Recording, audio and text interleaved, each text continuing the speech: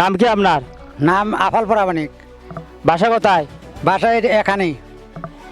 এই যে কাজকর্ম করতেছে, এটা কে করতেছে? এরে এন্দাজুল মামা করছে। সে কে? সেই গ্রামেরই, কোথায় থাকে সে? এই বেড়ে বেড়ি থাকে। আসসালামু আলাইকুম সম্মানিত ভিউয়ার্স, আজকে আমরা অবস্থান করেছি বগুড়া জেলা ধনুর থানা বেড়েবেড়ি গ্রাম। এর একটা বৃহত্তর গ্রাম, এলাকায় প্রায় 7,000 ভোটার। কিন্তু এত সংখ্যা ভোটার হওয়ার পরেও তাদের রাস্তাঘাট এখনও কোনো ভালো উন্নয়ন বা কোনো নেতাকর্মী চোখে পড়েনি। এই এলাকার মানুষ অনেক কষ্টে দিন যাপন করে। রাস্তাঘাট চলাফেরা খুব কষ্টকর, বিশেষ করে যারা স্কুল পড়ুয়া ছাত্রছাত্রী তাদের চলাফেরা করা অনেক কষ্টকর।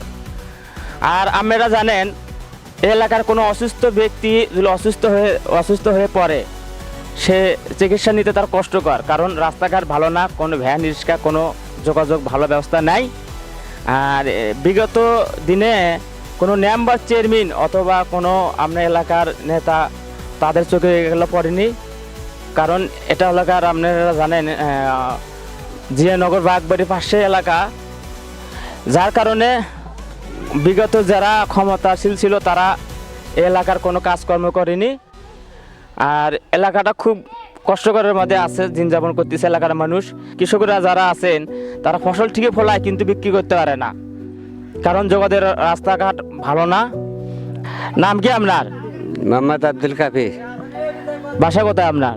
বাসা বেড়ে বেড়ি, কোন পাড়া? ডাক্তারপাড়া। এই যে কাজটা যে হইতেছে, এই কাজটা কি কোনো এলাকা চেয়ারম্যান মেম্বার কেউ করতেছে এই কাজটা?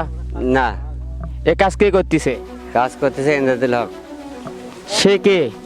সে সাধারণ একটা ব্যক্তি, কাজ করতেছে। সাধারণ একটা ব্যক্তি, তার কোনো উদ্দেশ্য বা কি কোনো কিছু এ ধরনের কোনো ইয়ে আছে যে এই এলাকায় যে কাজ কাম করতেছে?